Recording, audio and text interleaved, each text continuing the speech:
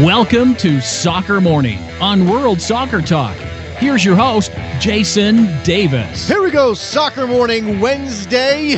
Welcome in at worldsoccertalk.com. Thank you very much for joining us this morning.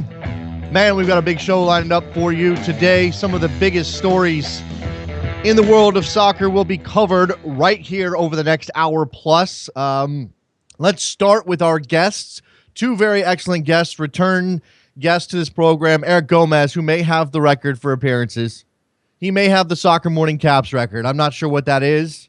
We haven't tabulated said number. But I imagine Eric's in the 50 range, right? Eric Gomez covering Mexican soccer. He'll be on the show in a couple of minutes to talk about the preparations for El Tri when it comes to USA Mexico on Saturday night, 9:30 p.m. Eastern. Rose Bowl, Pasadena, California. Confederations Cup berth on the line. And injuries in the Mexican camp, plus some news as to their potential replacement for permanent head coach. Also on this program, Ross Dunbar covers German soccer. We'll get into Jurgen Klopp's big move to Liverpool with him. Check out whether or not this is going to be a good fit for Liverpool, a good fit for Klopp. Lots to talk about there. These are, again, the two of the biggest stories in the world of soccer. But we've got more. There are other things happening. Let's run down the news here on a Wednesday before we dive into those discussions with Eric and Ross. Per reports in the United Kingdom, Bob Bradley is quote-unquote a shock candidate to replace Dick Advocaat at Sunderland. If you've been following the saga of Dick Advocaat leaving, numerous names have been put out there as possible replacements, including Sam Allardyce. Nigel Pearson has reportedly been approached. It's not clear exactly where things stand. Remember, the owner of Sunderland is an American, Ellis Short. The odds on Bob Bradley have moved a lot over the last couple of days, especially with these new reports. He has moved from 10th, 12th favorite up to 3rd favorite behind Allardyce and Pearson. And the Stabæk chief executive, whose name I'm not going to try to pronounce, has said that their club will not stand in Bradley's way should Sunderland come calling. A lot of this is about whether or not Bob Bradley himself has reached out to Sunderland or if Sunderland has shown some interest in Bob Bradley. Unclear where that stands, but bears watching. Would clearly be a momentous thing for an American head coach to get an opportunity in the English Premier League. Speaking of Mexico, they've suffered another injury blow ahead of Saturday's showdown with the USA for the right to go to the Confederations Cup in 2017. Leon midfielder Jose Juan Vasquez has pulled out of that team with a couple of muscle injuries after reporting to camp. Leon teammate Elias Hernandez takes his spot on the roster. We'll get into what this means with Eric Gomez in a couple of minutes. Speaking of Mexico's head coaching position, former New York Red Bulls head coach Juan Carlos Osorio, most recently of Sao Paulo in Brazil, is in line to take over the Mexican national team job. Per reports, Sao Paulo themselves issued a statement that said that's where Osorio was going when he decided to leave Sao Paulo last week, or early this week, as a matter of fact. Osorio's resume includes successful stints in his native Colombia with Atlético Nacional, as well as in Mexico with Puebla. So he's a known quantity to FMF officials and seems to be in line, him and his notebook, in line for the Mexican national team job. The US U23s finished out a perfect group stage in Olympic qualifying with a 4-0 rout of Panama last night. Jerome Kiesewetter, Jordan Morris came on as substitutes to help spark the attack. Big second half, all 4 goals coming in the second half for the Americans. Kiesewetter himself with a goal and an assist in the win. FIFA presidential candidate Chung Mong-jun, who is out front, the guy that likes to talk the most about what's going on with the FIFA presidential race, has called Sepp Blatter, quote, a hypocrite and a liar, and says he is planning to sue the outgoing FIFA president for, wait for it, $100 million.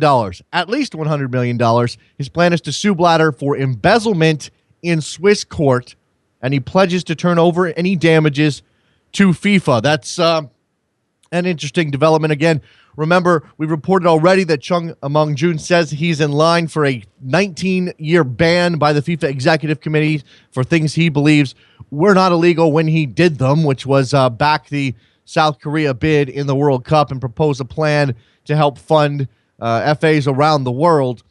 He also says 4 years of that ban is simply because he criticized the FIFA Ethics Committee. A couple of big games in MLS tonight as the season winds down, the regular season getting down to the nitty-gritty here. The New York Red Bulls hosting the Montreal Impact in a massive game for the Impact, considering their tenuous hold on a playoff spot in the Eastern Conference. Yesterday, I had a chance to talk to Paul Tenorio on the Sirius show. He believes that it's very possible for Orlando City to catch Montreal. It's only 1 point gap at the moment. Of course, Montreal has 2 games in hand, but their schedule down the stretch is very rough for Drogba and company, so they need to get as many points as possible. We'll see if they can do so at Red Bull Arena tonight at 7:30 p.m. Eastern. The other MLS matchup tonight, Vancouver, FC Dallas. FC Dallas in line to grab the first seed in the Western Conference by virtue of their games in hand. They have 2 on the LA Galaxy, who are a point ahead in the West. Vancouver is 2 points back of LA Galaxy and 1 point back of FC Dallas. We'll see what happens this evening. Obviously, FC Dallas a better home team than a road team. Vancouver a better road team than a home team. It kind of turns those things topsy-turvy in the Western Conference, where it'll come down to the last couple of matches to see what the seeding shakes out. You've got the Galaxy and FC Dallas already with their spots booked in the 2015 MLS playoffs. All right, we've set the stage. Very quick rundown of the news. Lots to cover. Mexico, Germany. Let's do that. Let's get our friend Eric Gomez, the all-time Caps leader on Soccer Morning, if I'm not mistaken, on the program in just a minute. It's Soccer Morning. WorldSoccerTalk.com. Don't go anywhere. Be right back. Face in the crowd, you're talking too loud, but I can't hear you calling. When it comes to the USA against Mexico, this game's different. As Michael Bradley puts it, the passion, the colors, the respect, the hate. Soccer Morning listeners, I'd like to invite you to join me and Jared Dubois this Saturday for the USA versus Mexico broadcast on Rabble.tv at 9:30 p.m. Eastern, 6:30 p.m. Pacific. With Rabble, the concept is simple. All you have to do is tune into the USA versus Mexico game on TV, press the mute button, and then head on over to Rabble.tv to listen to me and Jared on your desktop, through your iOS Android app, or through your mobile browser. Plus, before or during the game, you can join in by posting your questions or observations in the comments section. Or why don't you create your own broadcast? Call one of your team's games. It's easy. Sign up for free today. Try it out. Join me and Jared this Saturday at 9:30 p.m. Eastern for the USA versus Mexico on Rabble.tv, where it's your team and your call.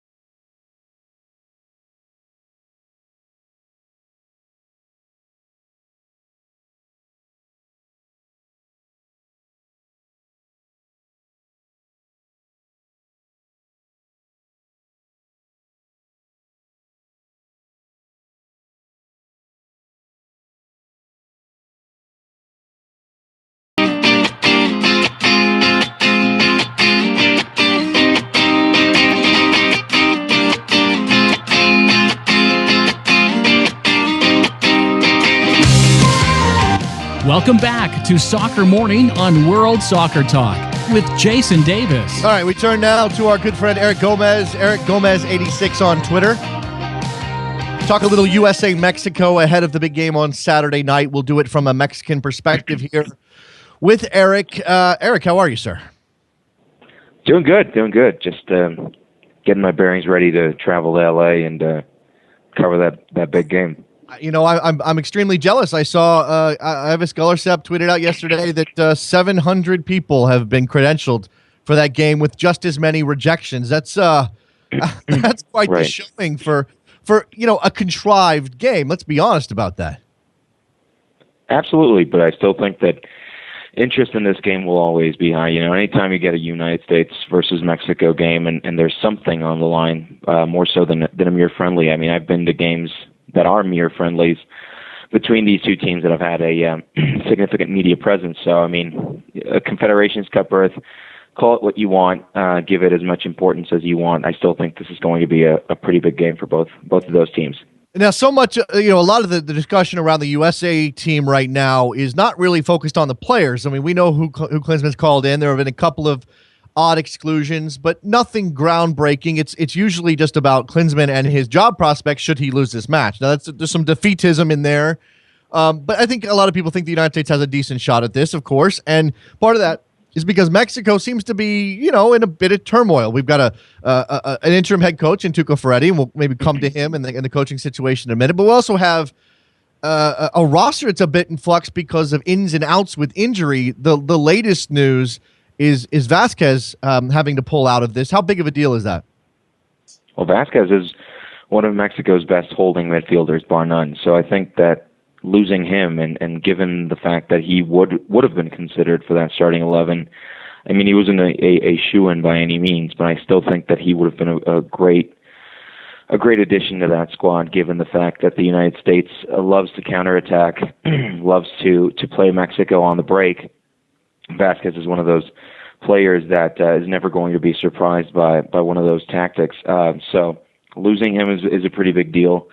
If not for the starting lineup against the United States, he was definitely an option to come off the bench should something arise. So, now you're down to only a couple of players who can fill that role. Of course, one of the guys who came in for another injured player, Giovanni Dos Santos, Javier Güemes from America, he can play that role. I wouldn't say that he's as good as Vasquez.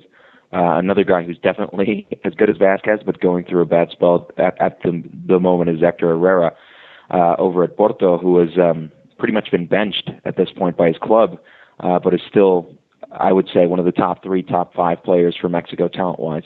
So it's not something that's going to kill Mexico by any means, but losing Vasquez at this point in time is a pretty big deal. Again, there's it's kind of hard to keep track. We had the reports that both Andres Guardado and Rafa Marquez were going to miss out. Now apparently both of them are going to be healthy. I mean, imagine that's a race to full fitness for those two players. Yeah, I mean, Guardado was available for PSV and he started last weekend, so I think his fitness should not come into question, at least for this game, October 10th. Rafa Marquez is a different story. He's 36 years old. He hasn't trained fully since that injury. I think they're just holding out for him. I think they're going to hold out for him as long as they possibly can, and I think that even if he doesn't play, he's an important veteran presence. I think Tuca Ferretti is a guy who values that. And if he's healthy enough to play, he'll play. But I still think that this is more of a decoy. It's just giving Klinsmann a little bit more to think about. And we have Giovanni Dos Santos obviously injured on the weekend for the LA Galaxy, and he'll be out.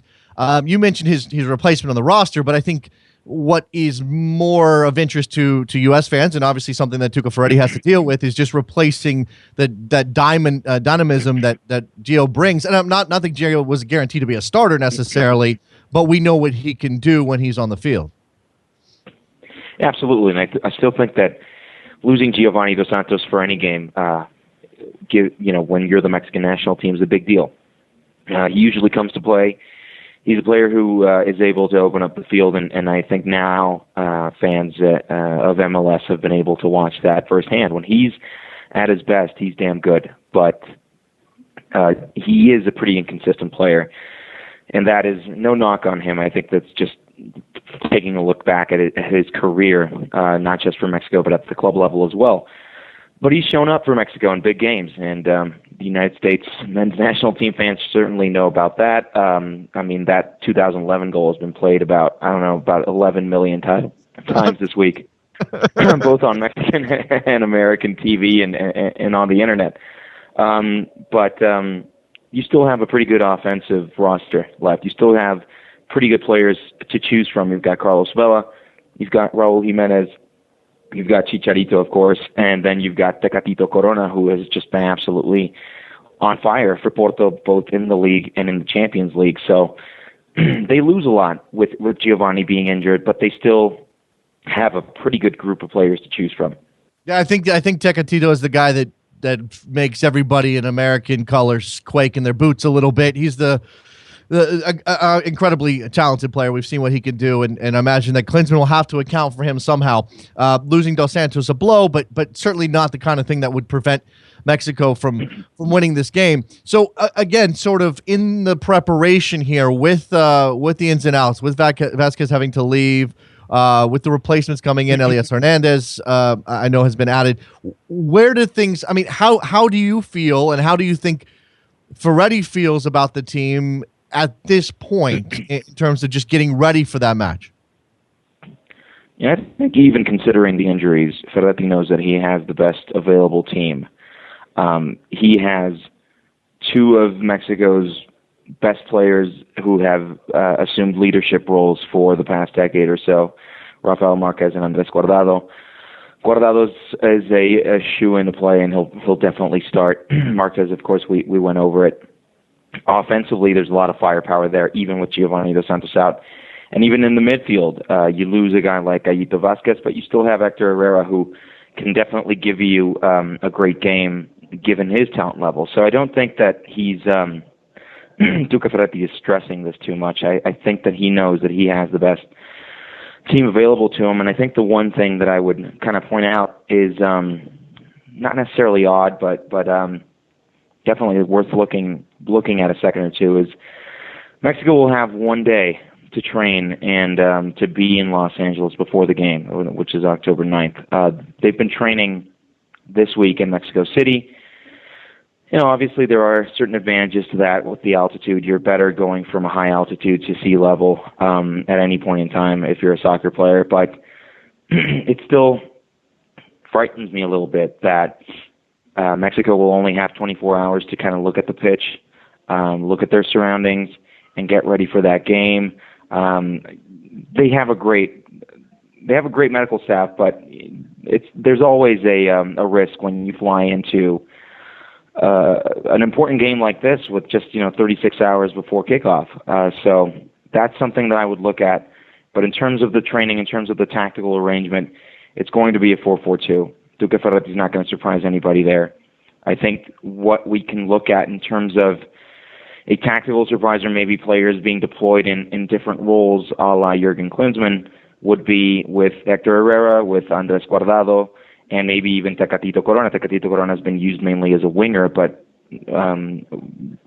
during his spell at Porto, during his spell at Twente, the last couple of seasons, I mean, he's been pretty much the main striker for those teams. Now with Giovanni Dos Santos out of the picture, I would pretty much expect Tecatito Corona to vie with Javier Hernandez or maybe even Raul Jimenez up front in that starting lineup. So he will give Mexico that dose of speed, that dose of talent that you would normally have with Giovanni Dos Santos. I don't know how much Klinsmann is prepared for Tecatito Corona. I think that is a pretty big storyline going into this game. I think that he can be the key for victory if you're Tuca Ferretti and if you're Mexico. He's that not-so-secret weapon that they're going to deploy, given the fact that Giovanni was the secret weapon that everybody knew about. So it's an interesting thing to look at with just 3 games before the match, and it's exciting to think about what the different options that these two coaches are going to present before the game. Yeah, we're bound to see some sort of surprises, even if it's not necessarily in Ferretti's formational decision. But we do expect. I mean, I don't know what to expect out of Jurgen Klinsmann. That's pretty much par for the course. I do, with Tecatito, with his speed, his 1v1 ability, and I just the Americans don't have a whole lot of speed defensively. If you play Fabian Johnson at a fullback position, you sort of lose something in the midfield, but maybe you're more solid back there. And do you want to react to the Mexicans, or does Klinsmann intend to? I mean, I don't know why would we expect this at all, but intend to be on the front foot with them at least to start the game. We don't know what the crowd composition will be, although should be interesting to see. This is not a team that's unfamiliar with the lay of the land at the Rose Bowl necessarily, but as you said, a limited amount of time to acquaint themselves on the day. How much does the transition, the drama surrounding Piojo and going into having Tuca Ferretti step in as an interim manager, and now with the word that Juan Carlos Osorio is likely to take the job permanent, how much of that affects the team, if at all? There's definitely an effect on the team. I don't know how to gauge it exactly, and I've seen them this week react to questions about Osorio, to questions about this being Tuca Ferretti's only meaningful game, and I haven't really seen a big effect. There's definitely a transition period to be noted, and a grace period. Usually when you have a new manager coming in, even under these circumstances. And I think that the CONCACAF Cup has really killed that grace period for Mexico. Now they've got a month before they go into the first round of World Cup qualifying for them. And that's not going to be nearly enough time to get ready for even El Salvador and Honduras. And I don't say that disrespecting El Salvador and Honduras. I say that knowing full well that Mexico is going to be the favorite for those games, regardless of who's coaching. Now, Juan Carlos Osorio has mainly kept his drama to the nation of Brazil over the last week or so with his will he, won't he with Sao Paulo. Now it's pretty much clear-cut that he's coming to Mexico. And the players will have to adapt to that. It doesn't matter who's on the sideline, really, for them. They have to go out there and they have to perform. Tactically speaking, it's very different to play under Tuca Ferretti than it is with Juan Carlos Osorio. And I fully expect Juan Carlos Osorio to be in the mold of that coach, that type of coach that Mexico likes, that type of offensive strategy that Mexico favors. You want possession of the ball. You want to bring the game to the opposition. And you want to make sure that you have plenty of shots on goal. That is, in a nutshell, what Juan Carlos Osorio brings. He's a coach in that Bielsa mold and that Jorge Sampaoli mold. And I think it's no coincidence that Mexico looked for Bielsa, looked for Sampaoli before they settled on Juan Carlos Osorio. They are roughly the same type of coach. With Ricardo Ferretti, and this is important as we go into October 10th, you mentioned Klinsmann not necessarily being the guy who's going to bring the game to Mexico, and I think that has been that has been normal when it comes to USA versus Mexico over the course of the last 20 years, and that big shift in paradigm that we've had with Mexico completely dominating the series and the United States just being a nuisance for Mexico and really turning this into one of world football's great clásicos. Tuca Ferretti is a defensive coach. We're not mincing words here. So this game potentially is going to be very boring if both coaches come out and play the way that they're expected to play. Yeah. This game could very well come down to a set piece. It could very well come down to a controversial call by a ref. It could come down to individual talent. That's why I mentioned Tecatito Corona a few minutes ago. It's a very, very different Mexico team that they're going to face on October 10th, the United States. Well, okay. So that being said, and the stage being set there, I mean, obviously, I'm rolling through, possibilities for the U.S. and what Klinsmann might do, whether or not he'll push his fullbacks, give his fullbacks freedom to roam up the field, where Michael Bradley ultimately plays, the higher up the field, the more chance there is for Mexico to exploit space in the midfield. But you also need Bradley to be a part of the American attack if they're going to be effective. So with that being said, and we talked a lot about the Mexican attack, Eric, is defensively, where's the, are there questions for Mexico, or do you feel like things are pretty solid back there right now? And there are absolutely questions surrounding Mexico's defense, and there have been for the last 2 years or so. I think at this point in time, though, you have Hector Moreno, who is getting regular football at PSV. He's playing for a Champions League caliber team, and he's doing a good job, regardless of the 2 players that he's injured over the course of the last month. He's regained his confidence, and he's upped his level since arriving at PSV. And then you've got Diego Reyes. Diego Reyes is a guy who had been sitting on the bench for Porto for the last 18 months. Now, he's got regular minutes at Real Sociedad. Again, Real Sociedad isn't necessarily the world-beating team that you would want a player of Reyes' caliber to be playing on, but at least he's getting regular minutes. So now, even with Rafa Marquez potentially out, you've got 2 center backs who are getting regular minutes in 2 of the world's top leagues. As for the fullbacks, when you were playing under Miguel Herrera, you expected the fullbacks to be attacking. Certainly a guy like Miguel Layún, certainly another guy like Paul Aguilar have offensive capabilities that you want to exploit, but they're also pretty good markers. And with Tuca Ferretti, they've shown that side a little bit more consistently. So you've got 4 players who, in the back, are going to pretty much dedicate themselves to defend, and they do a good job of it. I think if we would have looked at this game 3-4 months ago, then I would have been very worried at the state of the Mexican defense, especially in the middle, given that Rafa Marquez would have been your first choice along with Moreno to start in the middle. And, Rafa Marquez is a legend. He's one of the best players ever in CONCACAF, but he's 36 years old, and those legs are not 36 years old. They're even older.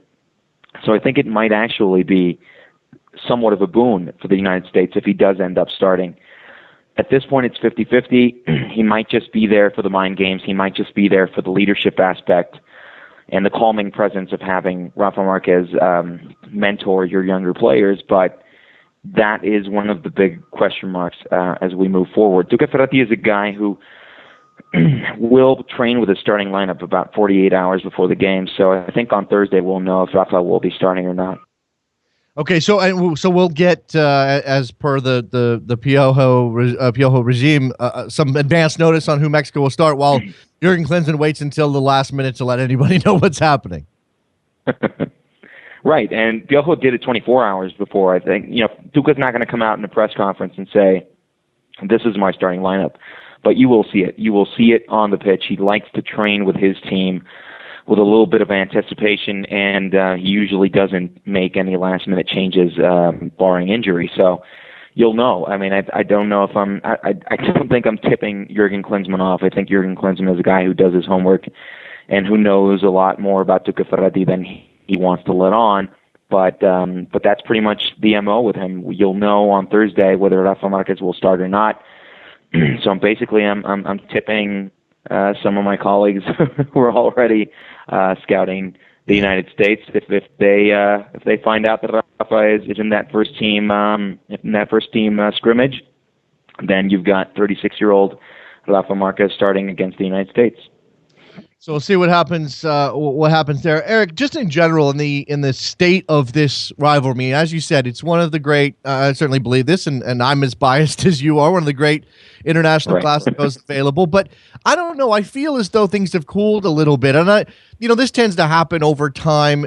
Respect between the two countries seems to be at a high, all-time high, both in terms of clubs, but also internationally. I mean, Michael Bradley comes out and puts something on his Instagram and talks about the hate, but I don't know that I feel it's there like it used to be.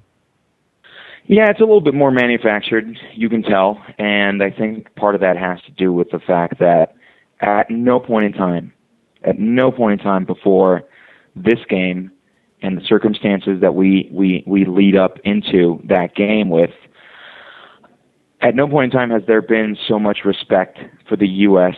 team from Mexican media and Mexican fans, and I think that has obviously carried over to Mexican players. Recently, ESPN, of course, Tom Marshall, Jeff Carlisle, two very good friends of mine, published that great oral history of the United States-Mexico rivalry, and we've seen a lot of interviews as the weeks have gone by, as we've gotten closer to this game, with players, both present and past, about what this rivalry means to them. And I think the most important thing to take away from those interviews, at least from me, is that players, even in the last decade, in the early 2000s, mid-2000s, have admitted to going into these games against the United States on the Mexican side thinking, this is an easy 3 points. This is a victory for me. There's no reason for me to be upset or worried about what the U.S. can bring to the table. That mentality has shifted greatly in the last 10 years, and now you talk to players like Chicharito, you talk to players like Carlos Vela, you talk to players like Tecatito Corona, guys who have spent most of their adult lives in Europe, who have played for some of the world's best teams, and even then, they will look at the United States team, and I say even then, compared to the guys 10 years ago who were playing at America and Chile, they will look at the United States and say, this is a worthy rival, this is a great opponent, and this is a team that we will have a very difficult time beating. So when that happens, you tend to cool off a little bit with the things that you say, I think. There's no real underdog here. There's no real favorite here. I think some of us would be contrived by saying, well, Mexico's the favorite. Well, they may have a little bit more gravitas when it comes to the individual talent, but they've got an interim coach, and they're in a period of serious turmoil. They did not look good during the Gold Cup. Klinsmann and the United States got eliminated in the semifinals. Mexico should have done the same. They should have been eliminated in the semifinals. So there's really just a weird ambiance going into this game, I think. Everybody's kind of on their toes, thinking that this game could be as even as any game that we've ever seen between the United States and Mexico. And you've heard things going on in the U.S. camp, people saying that it would have been better to play this game at Azteca. And hell, why wouldn't you play this at Azteca if you're the United States? You feel that you have just as good a chance at winning anywhere at this point. And I think that is one of the virtues that Jurgen Klinsmann has instilled in the U.S. team. And I know that there's a lot of mixed opinion about Klinsmann, and by the way, U.S. soccer fans, welcome to the rest of the world and how they evaluate their national team coach. Nobody's going to be Bruce Arena for you guys ever again. But it's just a testament to say that you would rather play this game in Azteca. That shows the confidence that the United States has going into this game. What do you make of Landon Donovan coming out? And obviously, it's easy to just chalk this up to sour grapes after he got left off the 2014 World Cup team. But when he says, in the rest of the world, if Jurgen Klinsmann lost this game, he'd be fired. I think there's truth to that. I do think Klinsmann is judged on a different standard than most head coaches. Does that generate any buzz at all within Mexican circles to kind of see a little bit of American infighting where maybe there wasn't that stuff before? No, it was a huge deal. It was a huge deal. It was everywhere. I think Landon Donovan is a guy that holds the most amount of individual respect when it comes to what U.S. soccer has produced over the last 100 years. So whenever Landon Donovan says anything about U.S. soccer, says anything about the rivalry against Mexico, people are listening, and people are engaged with him. He's held to different standards, and I think that's a good thing, actually. I know that now with so many U.S. soccer fans adopting other leagues, you've seen how people operate with their managers and how itchy a trigger finger some owners have with their managers. But the real issue, and the thing that you've got to realize here, is that Jurgen Klinsmann was a target for Sunil Gulati and for U.S. soccer for so many years, and I know that everybody knows that, but one of the big selling points that Klinsmann has is that he's part of that German project that has given that national team Yogi Low and has given them a World Cup title in the last year. So I think the expectation for Klinsmann is more long-term than it is short-term. Now, let's really think about this in terms of rest of world versus USA. Yeah, I think if you had Miguel Herrera sitting as Mexico manager right now, and Mexico's coming off a terrible Gold Cup, you've got infighting, you've got players acting like children, you've got media versus players, fans versus players, just a really negative ambiance around that team, and you go into October 10th against your biggest rival, and you've got all this stuff hanging over your head, you lose that game, you're Mexico, Miguel Herrera's probably out the door. Mm. And I think when you apply that standard to Klinsmann and you apply what Landon Donovan said in terms of the United States not having a good summer, then it would certainly make sense to kick Klinsmann out if he doesn't win that game. But let's really put this into perspective. Aside from this being a Clásico, aside from this being the biggest rivalry in CONCACAF, what is there really to gain?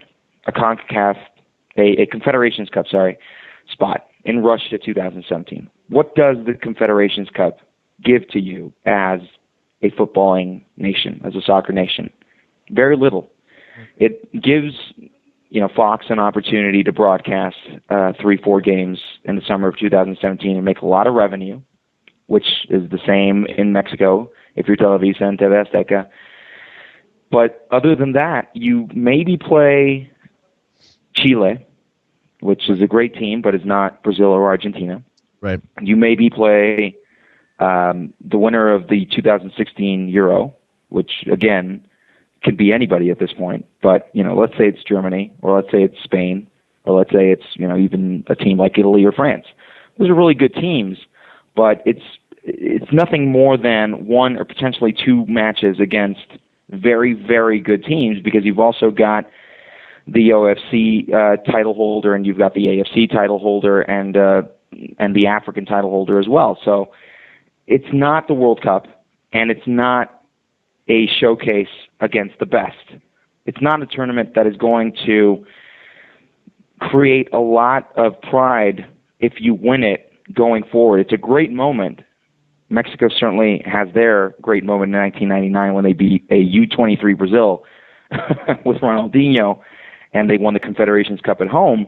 But aside from that, it's not necessarily the trophy that is going to allow you to set yourself apart from the rest of the region and say, hey, we're the United States, hey, we're Mexico, we just won Confederations Cup, who wants next? You know what I mean? So I think that Landon Donovan is speaking definitely from his experience as a player, and he's also got a little bit of that resentment that is definitely there from last year. Part of what he says makes sense. The other part, I think, is just him just trying to create a little bit more pressure for Klinsmann, given what those two have been through over the last 18 months. Yep. All right. We could do this all day. Eric Gomez fighting through injury here. Whatever. He's playing hurt, and he's joined us on Soccer Morning, and he's doing an excellent job as always. Eric, I appreciate the time. Looking forward to just Saturday. Have a safe trip to LA, and I'm sure we'll talk to you soon. I just hope that when I listen to this later today, I didn't have one of those episodes with too much cold medicine that makes me say really stupid things. So no, everything was brilliant. Thanks for the time, Eric. Let's take a break.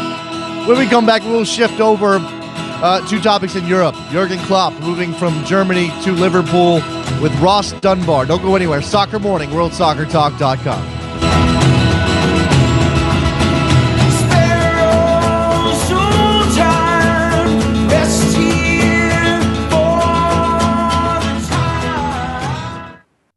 When it comes to the USA against Mexico, this game's different. As Michael Bradley puts it, the passion, the colors, the respect, the hate.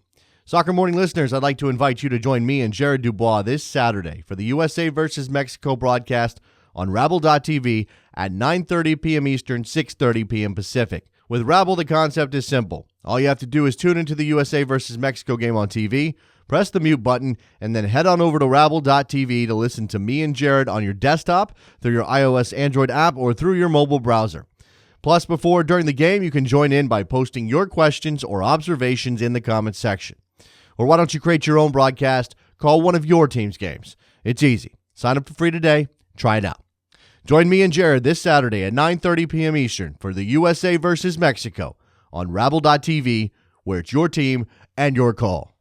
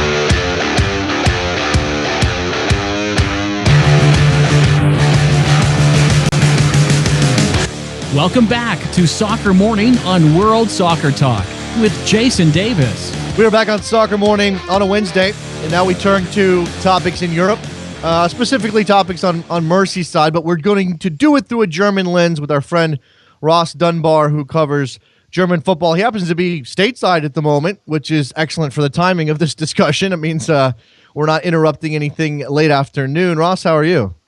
Yeah, not too bad, and I have to say that the hospitality this side of the pond is excellent so far. So there you go. Our friends in Chicago are treating you right. If you are listening from Chicago and you happen to see Ross on the street, make sure you wave and say, "I heard you on Soccer Morning." Okay, Ross. The story dominating headlines on the club side of the game these days is certainly the likelihood of Jurgen Klopp taking over at Liverpool after Brendan Rodgers was summarily dismissed on Sunday after the Merseyside derby. Many questions here, but let's start with why Liverpool for Jurgen Klopp. I think it was inevitable from the beginning because Jurgen Klopp, like a lot of Germans of his generation, grew up when Liverpool were very successful. So the perception of Liverpool in Europe is still very, very strong. Of course, we know that they're not challenging for the Premier League right now, but they might be able to do that with someone of Klopp's calibre. And yeah, I mean, I think he's always said that the one country that he wanted to coach in outside of Germany was England because he spoke the language, and as far as I understand, he's been taking extra language courses to improve that. So I think it'll be interesting to see whether it's it's going to be like Klopp's first few years in Dortmund, or it'll be like his last few, which unfortunately were not so good. Now, he seems like a man who is very well suited to the environment of England. He's certainly the media environment that he's going to face there. Liverpool being one of the historically great clubs of England doesn't seem beyond him, and I think that there's a very small group of managers who are in that realm. Now, you have to have the experience, and I guess what we're saying here is that Jurgen Klopp has built up enough credit and has enough gravitas to handle this, Ross. Yeah, I think so. I mean, I don't think he'll be moved by any of the pressures. I mean, what would probably concern me, I think, is obviously having watched Dortmund under Klopp for a few years, is that I think he can be quite stubborn at times tactically, and I don't know whether that's something that would be useful for Liverpool, especially if they go back into the Champions League. I mean, that's maybe that was Brendan Rodgers' own failing, was that he changed tactics so many times and he was trying to do so many different things at the one time, whereas Klopp, I think, will have his ideas. He'll try and work on that in training. I think the players that he has at Liverpool probably will suit that. And yeah, it'll be interesting to see how it pans out. I mean, I'm not sure he's going to be a long-term appointment because, most managers tend to burn out after 2 or 3 years. But I mean, if you can get Liverpool back on the right track within that period of time, then I think it would be without doubt a massive success. Now, he's a big name and he has a reputation. I think it's been very astutely pointed out on this show and in other places that by sitting on the sidelines, by taking a sabbatical, his stock has only risen, Ross. I think that's I think we're going to, for a manager like Klopp, we saw it with Guardiola. When you come off of success, and I know he didn't finish out well at Dortmund, but he'd taken them to heights. He had challenged Bayern Munich. He had done things that certainly made him a notable name and a very hot commodity. When you take that step aside and you don't lose, because that's what it is. He didn't have a chance to lose games. Your stock only rises. Is he maximizing his value at this point? Is that part of this? Yeah, I would imagine so. I'm sure he's had his offers. I mean, I've saw that he was linked with the Mexico national team job. I think he turned that down apparently. So I mean, he probably has had several offers from teams that wanted to have his services. I mean, it's obviously interesting as well that he was linked with the Bayern Munich job with Pep Guardiola. So I mean, that's another interesting strand to this whole situation. I mean, I think it was really important for him to take a bit of time out because Dortmund in the last 2 years, their decline was pretty remarkable, and while there were injuries and there were other sort of factors in that, I think Klopp's management and some things maybe were part of that problem. I'm not trying to say that he's going to do that at Liverpool, but I think it was important for him probably to go out of the game and probably analyse what went wrong in the last 2 years, and that'll probably be a benefit to Klopp, I think, going into Liverpool, where he can understand his weaknesses and he can improve on them, and hopefully the same thing doesn't really happen again if he stays for 3 or 4 years at Anfield. Part of the modern game is not just how much you spend, Ross, and certainly a club like Liverpool has resources, maybe not on the level of a Bayern Munich or a PSG or some of the new rich Manchester City, for example, but they have resources, and so much of the modern game is recruitment. And I think a lot of what people are looking at here is not only does Klopp have the tactical ability to succeed in the Premier League, but he is also a recruiter. He has the ability to recruit players in a way maybe Brendan Rodgers couldn't. Yeah, I would agree with that. I mean, I think what was interesting about Klopp's time at Dortmund was that when he didn't have a lot of money to spend, his recruitment was very, very good. But when he did have a lot of money to spend, his recruitment was a little bit questionable at times. I mean, they spent 25 million on Ciro Immobile. I think they spent about 10 million on Adrian Ramos. Henrik Mkhitaryan cost about 25 million, and obviously during Klopp's first couple of seasons, he didn't really hit the ground running. So I think when he's presented with that kind of money, obviously it's unfair to kind of say that he's not going to be able to use it at Liverpool. But I think it's certainly with the transfer committee that will probably help him. I think having that kind of assistance, I'm not sure that all of the blame for Rodgers' sacking could be put on the transfer committee. I think that's how most clubs work nowadays, that you have several individuals who are involved in this decision making. I mean, I'd be interested again to see, whether he goes back to Dortmund and tries to get some of the players that he worked with for 4 or 5 years. I think a few of those players, like Neven Subotic, for example, haven't really been able to get into Thomas Tuchel's side. I mean, he's a good defender, and I think players like that would certainly enhance the Liverpool squad trying to get back into the Champions League.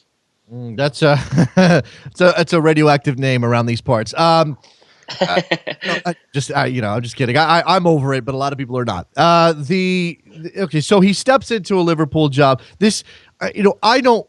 We talk a lot about poison chalice jobs, Ross. Obviously, this isn't necessarily one of those, depending on how things go. But he does. There is some danger here, certainly. I mean, there is going to be immense pressure. He seems to already have this glow about him, and the Liverpool fans are already anointing him a savior.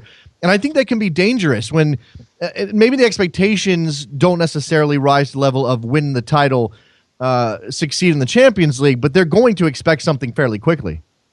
Yeah, exactly. I mean, that was one of the things that I found quite surprising about the Rodgers decision, was that, Liverpool, let's be honest about it, even with their great history, they're not one of the top 3 or 4 teams in England based on ability. I mean, they've still got a long way to go to bridge that gap. Okay, Chelsea and other teams have had pretty abysmal seasons, but I think if you look at it over 4 or 5 years, Liverpool are going to have to make a pretty massive improvement to get into the Champions League. And obviously, if England loses its 4th place, then you're having to get into the top 3, which again, like Klopp. But I think he'll be the face of that club. I mean, playing in front, coaching a team that plays in front of 80,000 every week is quite a big demand, and certainly in that region of Germany, the the importance of identity is massive to a club like Dortmund. So I think he'll understand it, and I think that's why it was such an easy match to make, because Liverpool have that kind of following. They'll have that atmosphere at the Kop again. I think you'll probably see a surge in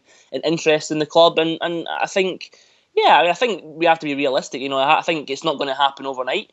It might happen overnight. You never know. He might be that kind of saviour, but I think you have to give him some time and allow him to make those ideas happen, because even at Dortmund it took him time as well to create the team that went on to win the championship. I think it was 2 years of kind of mid-table finishes, doing a little bit in Europe here and there. So I think there needs to be an element of patience so long as that you can see some progress. There are a lot of reasons why this is a good fit, and there are only so many elite jobs in the world. The big paying jobs, the clubs that are expected to challenge for Champions League titles every year. He's been linked to some of those. And you mentioned Bayern Munich. And is there a sense within Germany that the decision to go to Liverpool, not only because he has the attraction to the football culture of England, but also maybe because he didn't want to wait out Pep Guardiola? I think it was probably more to do with the identity thing. I think having done so well at Dortmund, having even had the poor seasons of the last 2 years and still walked out as a saviour, I think he wouldn't have wanted to maybe frustrate Dortmund fans going to Bayern Munich at the end of the season. I mean, obviously, I think based on what I've read over the last couple of weeks, I think the likelihood of Pep Guardiola staying at Bayern Munich is actually increasing. The contract talks will happen in the next few weeks, and maybe that was something that Klopp has seen and decided not to wait it out, because if Guardiola decides to stay, then he's left out of a job for the rest of the season. But I think it was always Klopp's intention to go to England. I mean, he said that in several interviews, and as we said, I think Liverpool is probably as close as it gets to someone like Dortmund when he took over in 2008, I think. So, I think it'll be a massive interest in Germany to see how he performs, which again will be good for Liverpool, for the reputation, and good for the Premier League as well. We shall see how it goes for Jurgen Klopp at Liverpool. Very interesting opportunity for him and for Liverpool to grab one of the top managers in the world. Let's be honest. Does this mean he'll succeed? Not necessarily, but every reason to believe he'll find some joy there on Merseyside. Let me turn now to some club items here, or at least one club item within Germany, Ross, before I have to let you go, and that's in relation to the league. You said it before we came on the air. The league is over. It is October 7th. We have barely dipped our toes into this season's waters, and yet the conventional wisdom is that Bayern Munich is already it can already etch their name on the trophy. We've got Dortmund's CEO Hans-Joachim Watzke saying as much in the press. I don't know that he's complaining as much as he's just identifying the situation. Is this? I mean, it's bad, right? It can't be good. I think it depends what you look for in a league. I mean, I think for a few years the Premier League was a bit of a one horse race for a lot of the time, with Chelsea doing so well and Man City. I mean, I think you have to kind of give Bayern some credit a little bit. I mean, I know that it doesn't look good for the league, but I was there at the Allianz Arena on Sunday, and I was genuinely taken aback by how good they were.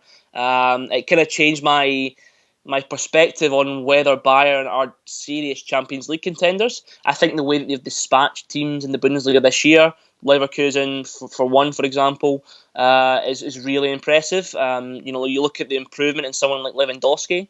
I mean, this guy is genuinely incredible to watch right now. I mean, he looks stronger, quicker, more confident than in recent seasons. And I mean, I suppose it is bad for the league if you look for competition. I mean, it's kind of one of those situations where there's not really a solution. I mean, I think it probably reflects European football in general right now. You have 4 or 5 clubs who are your super clubs on the continent: Barcelona, Real Madrid, Bayern Munich, Juventus probably, and these clubs will probably monopolise their divisions. But I don't know what the solution is. I mean, do they bring in salary caps? Do they try to change the format of the league, or do they just accept that maybe this Bayern team has broken down so many barriers and become quite an exceptional team? And maybe in the next few years, if Guardiola was to leave, maybe that would change. But Obviously, it's important as well because this is the first time in Bundesliga history that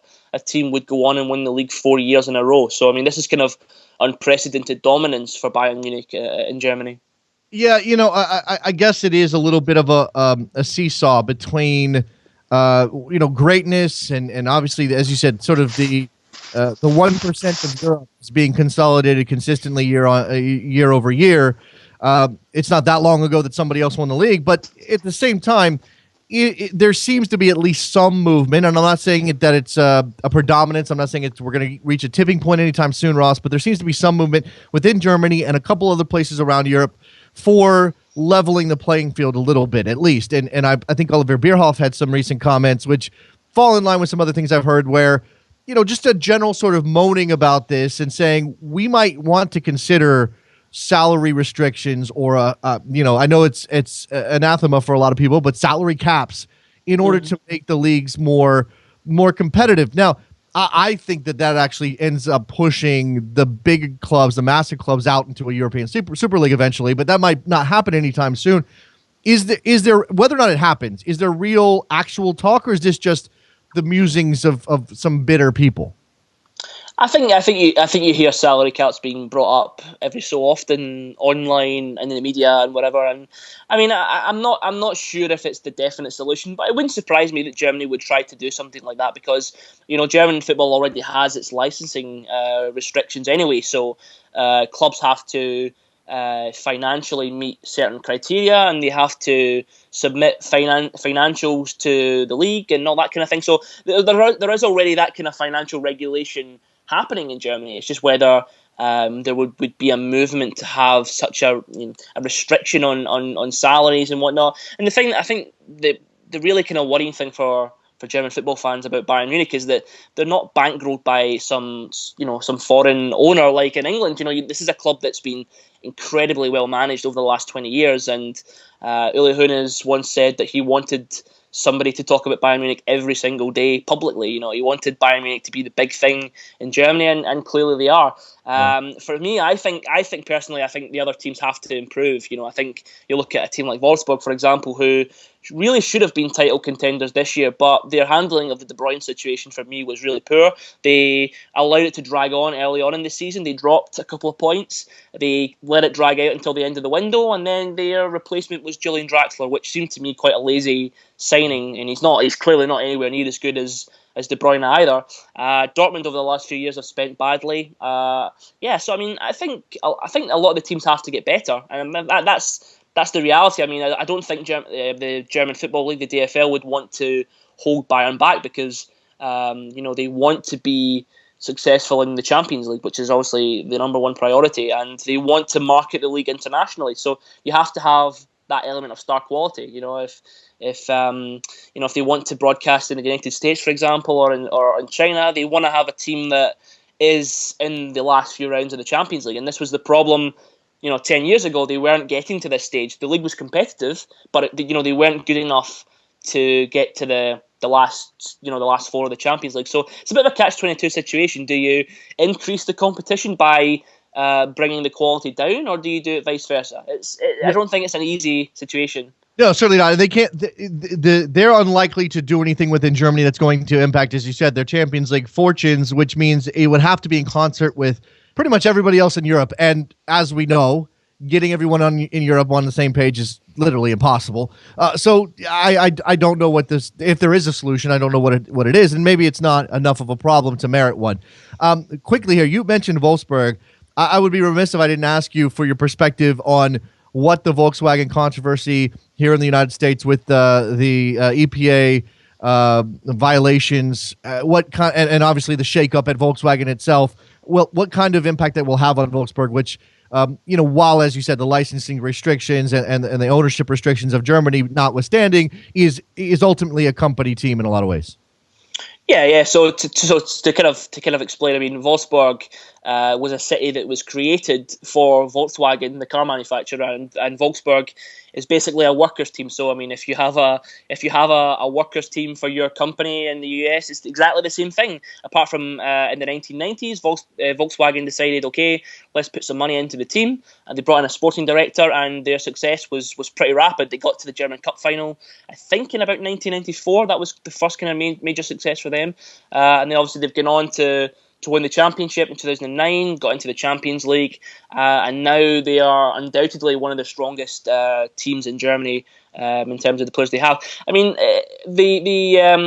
one of the guys on the Volkswagen board, I mean, his name completely passes me by, but he said that they would leave no stone unturned when it comes to trying to obviously solve this problem, and obviously that would mean that any marketing activities. I mean, you've got to remember as well that Volkswagen sponsors something like 12 out of the 18 Bundesliga clubs. It sponsors 5 or 6 second division clubs, and they are pretty big sponsors for the DFB, for the German Cup, for example. So I mean, their stranglehold over German football is pretty significant. And I mean, the thing is, I mean, with Volkswagen, I mean, a team like Wolfsburg is probably 0.005% of their overall marketing budget. But whether this emission scandal forces them to kind of close down projects like that, I mean, I can't see it, to be honest. But you never know. I mean, it depends on what that's going to be like at the moment.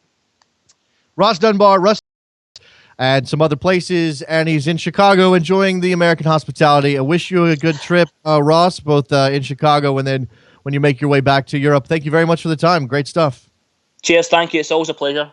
There goes Ross. Good stuff from him. We're going to take a break. We'll open the phone lines and we'll talk to you. What's on your mind on a Wednesday? Soccer Morning, WorldSoccerTalk.com.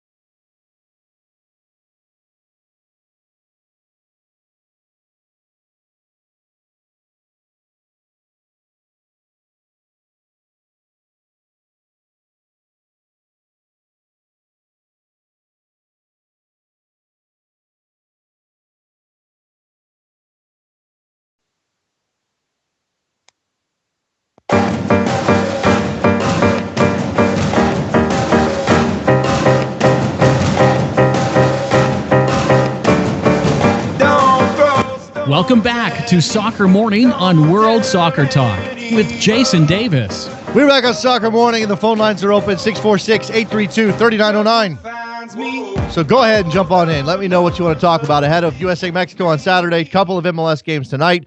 Everything happening with Mexico. Jurgen Klopp taking over at Liverpool. That seems to be coming. We don't have we talked about it with Ross like it was official. It's not officially official, at least that I know of. But all signs point to Klopp. It's going to be an interesting time for Liverpool moving into the Klopp era. But let's focus on what's happening in Pasadena on Saturday night with our friend Ray in Milwaukee. What's up, Ray? Hey, Jay. First, I think this game and this format totally needs to change. And it needs to change to become fairer for all of CONCACAF because it's a regional tournament. And if they can do it in Africa and if they can do it in Asia, they can do it here. But I got to call out. You mean I got to call out a red.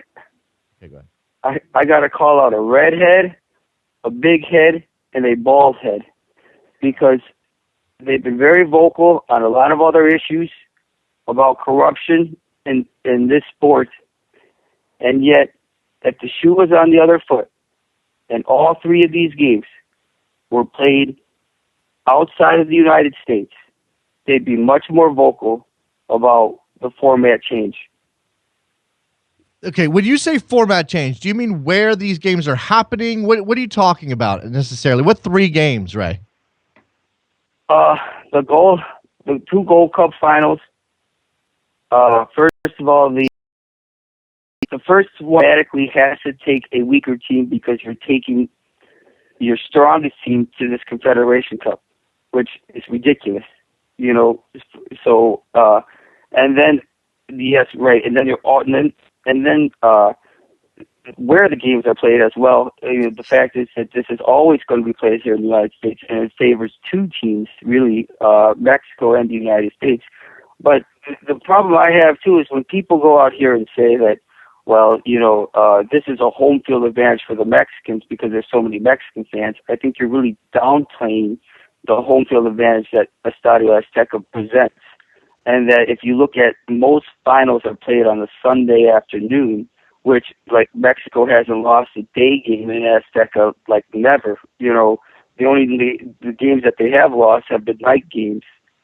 And then, if you're going to play this playoff game, why don't you play a home and away series like you do every other tournament to determine to get into the tournament, a major tournament?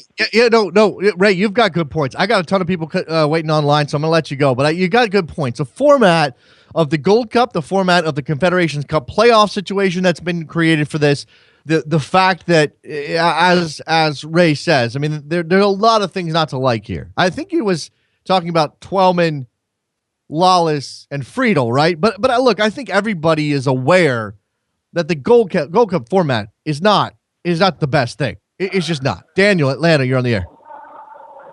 Hey, what's going on, Jason? Doing well, my friend.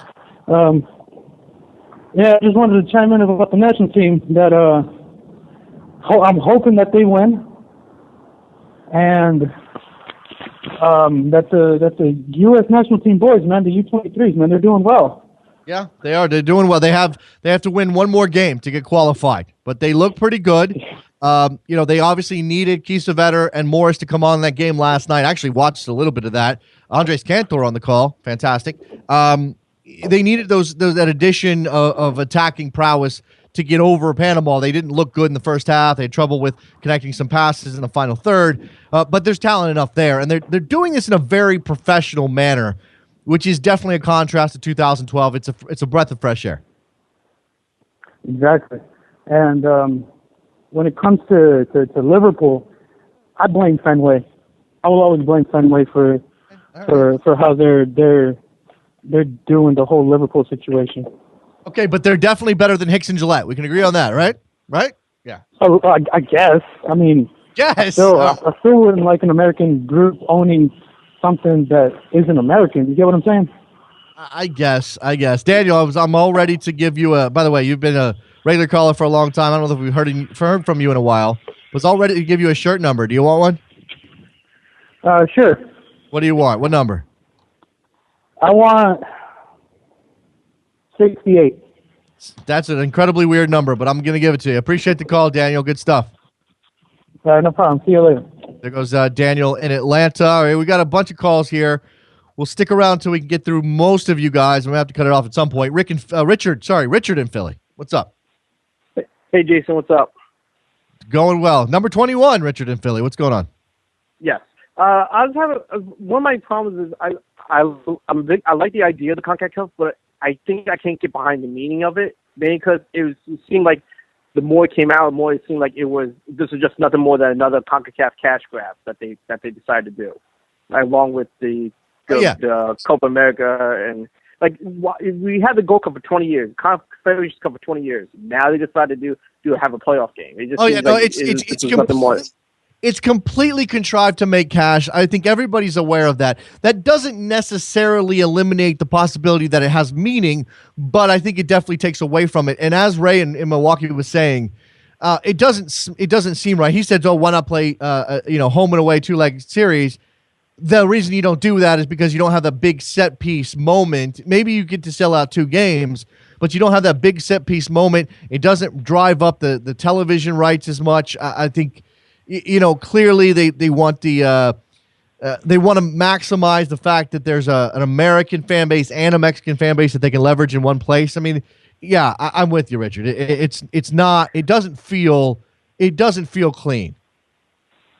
Yeah, it's just will we have the same kind of feeling? Like everybody's like, "Oh, it's the biggest game ever." Like, really? Do you really believe it's the biggest game ever with nothing more than them in Miami just go, "We need another game just to make our pockets bigger." Like, it just doesn't have the same feeling, the clean feeling, like you said. I wonder if it's going to be something that takes on. I appreciate the call, Richard. I got to run. I wonder if it's going to take on the feeling of a big game over time. But the problem is, this is the first one. It's very hard to create any sort of real big feeling because there's no legacy to it, and you're not guaranteed to get another one. And when you do get another one, it won't be for 4 years. It's so strange. Scott in New York, you're on the air. Hey, Jason. First quick comment. Jonathan was amazing. Thanks so much for entertaining us the last few days. Good to hear that. And then, yeah. And then I guess just kind of playing off what you were just saying a little bit, my question is kind of about the greater meaning that this game might have in developing soccer nationally a little more. I mean, it's 9:30 on Eastern on a Saturday. I'm guessing, but a lot of the big games will be over for college football, and I'm just wondering if this fits in anywhere into the narrative of making soccer bigger domestically, or is this just kind of a game for the people who are already into it? I don't know. It's in such a weird spot. I mean, I think there still will be college football on. In fact, I don't know what the ESPN ABC primetime game is on Saturday night, but there's always a game in that window that's pretty big. So let me look at the schedule real quick here for a second to see. You've got nothing big. Man, I guess I'm not seeing a whole lot that's big at that point in the evening. I'm sure Jonathan Tannewell's got a handle on what big games are coming up on Saturday night that will compete with USA. Florida, Missouri at 7:30. That will trickle over. I don't know where that game is being broadcast. TCU is number 2 in the country. They've got Kansas State at 7:30. Michigan State plays Rutgers at 8. Miami plays Florida State at 8. So those games are still big regional games. Yeah, no, they all have a regional feel about them, but they're going at least one. California, Utah is at 10 o'clock on Saturday night. Yeah, I'm watching that and the USA Mexico personally. So yeah, you're splitting your. I don't think this game is going to have sort of a knock-on effect for improving the profile. I just don't think it's going to have that effect. I mean, I think it'll get a big number clearly on Spanish language television. I think Fox will do relatively well with it, all things considered. But I don't think this is going to be one of those moments where, wow, look at the 10 million people that watch this game on on English language television. It's just not going to happen. Yeah, and expanding it to discussion earlier about Klinsmann, where this isn't really going to necessarily affect his tenure, and who knows what this actually does in terms of if he's ever if he's making changes to his rotation based on this game. Like it's kind of funny because you kind of wonder what's going to be the lasting effect of this game. Is it going to mean anything, or the kind of a glorified friendly, for lack of a better term. Yeah, I mean, Klinsmann already has his insulation in place. I don't think anything's going to change there. Thanks for the call, Scott. I do think that, look, I saw somebody on Twitter say, this is supposed to be Hate Mexico week, but we've turned it into Hate Klinsmann week. And there may be some truth to that. And I know I'm guilty of feeding the narrative that Klinsmann should be under more pressure, just as Landon Donovan has. But obviously, Landon Donovan is the one that has goosed this whole thing. And I wonder if we built that narrative up. I'm not saying we should, but I'm saying if the story that Jurgen Klinsmann was coaching for his job, if that was a legitimate thing, if that was in play, I wonder if more people would watch. I wonder if that would drive more people to this game to talk about what happens in this match and watch this match because it might mean a coaching change. Tyler, Virginia, you're on the air. What's up? Hey, Jason, what's going on? First, I just want to respond to one thing that I heard while I was waiting to come on the air. That Ray in Milwaukee said. He said he blames Fenway for, what's going on at Liverpool right now. And just real quick, it needs to be said, Jason, that Brendan Rodgers, he was at Liverpool for 3 years. He had £300 million to spend. So you can't say that Fenway hasn't been supporting him, that Fenway hasn't been supporting this club, that they haven't, run this club in a way that should prevent them from being criticized just for the sake of their nationality.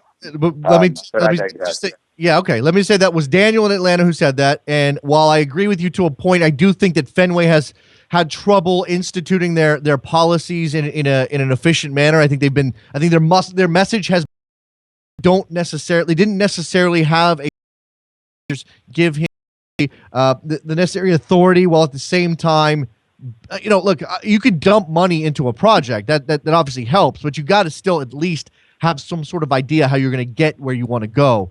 And I'm not sure that they did. Tyler, what else is on your mind? But yeah, I really wanted to call and just talk about the U23s briefly.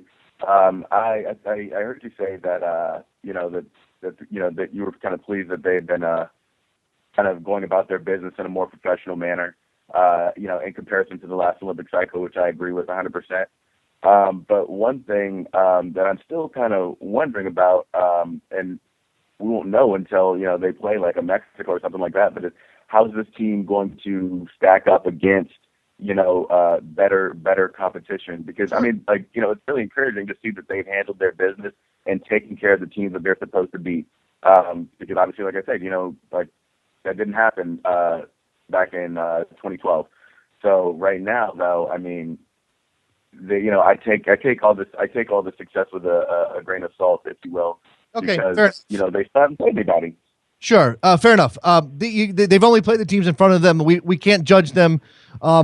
We don't know what but they're going to get that opportunity. They're probably going to get Honduras in the semifinals. Although it is possible that if Honduras beats, it's possible for Honduras to beat Mexico tonight, and that would end up with a USA-Mexico semifinal, which is obviously a huge game. Either way, they're going to play somebody of a better quality than what they've seen so far, and they do get two shots at this. They do get a shot to win the semi and book their place in the Olympics. And if they don't do that, they'll go into the third place match and they'll have a chance to book their place that way. But we will. No, that means if they go into the third place match and if they take third, then they have to go into another playoff. Oh, you mean with another confederation? I haven't checked ahead on that. But we can only, as you said, we can only judge them on what they've done so far, and they've done a professional job. I'm not getting effusive with my praise yet, Tyler, but we should be encouraged. Definitely. Like you said, the change in attitude and approach, and just the way that it seems like these guys have been prepared, seems like night and day. So that's a really, really positive sign because, I don't really know that a lot of people had high hopes for this group, just, with the names on paper and what they've come out and done. Well, no, we did have some questions defensively. We had some questions up top who was going to score the goals. Well, it turns out Jordan Morris is very good. Jerome Kiesewetter has been the player of the tournament for the U.S. I got to run, Tyler. I'm running out of time. Appreciate the call. I got two more calls I'm going to get to, and then we're going to have to cut it off. Let's go to Carlos down in Florida. What's up, Carlos? Hey, what's up? I just want to address something that was said earlier on the show. As far as Klinsmann goes, it was asked, what would we gain if we fired Klinsmann? But I think a lot of people are just kind of in a position where they're asking themselves, what are we gaining by keeping him? Because the results aren't there, And it's just, as a fan, I'm just getting tired of every time he loses a game, he kind of talks down to the fans like, well, you guys really don't know what you're talking about, right. so you just let me do my job. But he's not doing his job. That's the whole thing. And, I mean, are we going to stick with this guy, qualify to the World Cup? And because it's leading up to what I think is we're going to qualify to the World Cup, and it's going to be a disappointment. Because at this point, it's an ongoing pattern. So my question is, why are we keeping this guy? I think the ultimate question for U.S. soccer, and whether they pull the trigger is kind of beyond the point here, but the ultimate question is whether or not he is poisoning the well, whether he is doing damage. If he's not doing damage, you've got $2.5 million invested in him in terms of annual salary. You've given him the technical director job, and you're asking him to reform the structure or the culture of American soccer. I do think that job's too big for one man. I don't know that even within the U.S. program, he's doing great things. I'm not saying he's the issue is it's difficult to see the evidence. So if you're U.S. Soccer, you fire him if you believe he's doing damage because you have too much invested in him. That's ultimately their decision.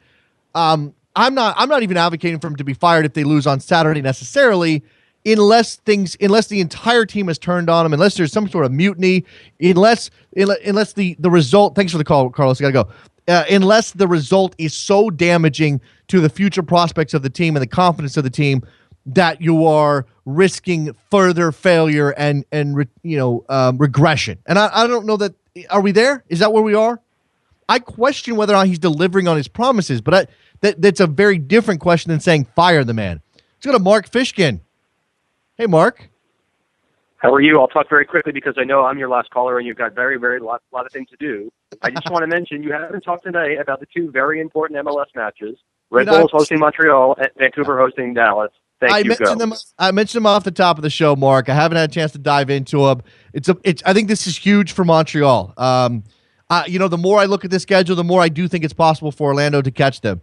If they don't, if they don't get more than 4 points, I mean, they got to get at least 4 points just to be sure of a draw or a tie in the standings. Meanwhile, the Red Bulls. I mean, tell me what your team's playing for, Mark. I mean, there's things on the table here still. Oh my goodness! No, there's tons to play for. The team is very, very focused on first clinching that first round bye. That is absolutely their next hurdle that they have to climb, and they're going to be all about it. New York has never lost to Montreal in a league game at Red Bull Arena. They never lost them at all. They had a CCL draw last year. And so this team is going to be as focused as ever. They were able to handle Kei Kamara really, really well last week. Obviously, they'll be facing Drogba, who sat out their last game on the weekend to rest for this match. It'll be exciting. And then, of course, for the Red Bulls and for anyone watching the Shield race, the Vancouver-Dallas game has a ton of impact as well, the late game out in Vancouver. So everyone will, in New York, at least the Red fans, will be certainly hoping for a draw there. All right, if the world does not end today, then we will have MLS soccer to watch with big playoff implications, seeding implications. Mark Fishkin from Seeing Red right here on backheel.com joining us. Mark, good reminder to talk MLS and a good place to finish. Thanks for the call. Be well, thanks. There goes Mark Fishkin. Always love talking to Mark. All right, that's going to do it. We've gone into bonus extra time today. That's cool. Thank you very much to Eric Gomez and Ross Dunbar for their contributions to today's program. Reminder, Saturday night, 9:30 p.m. Eastern, USA-Mexico from the Rose Bowl. If you're watching on television, you could not do a better thing than tuning into Rabble.tv to listen to myself and Jared Dubois call that game on Rabble. I'm very much looking forward to that. Should be fun. Set your clocks, your watches, or put a reminder on your phone. Send yourself an email. Write it on a Post-it note. Do whatever you need to do. Rabble.tv, 9:30 p.m. Eastern on Saturday night. All right, we got to run. That's it. Thank you very much to producer Trevor for his work today. To all of you who called, all you tweeters, follow us on Twitter at Soccer Morning. And I'm out. See you later.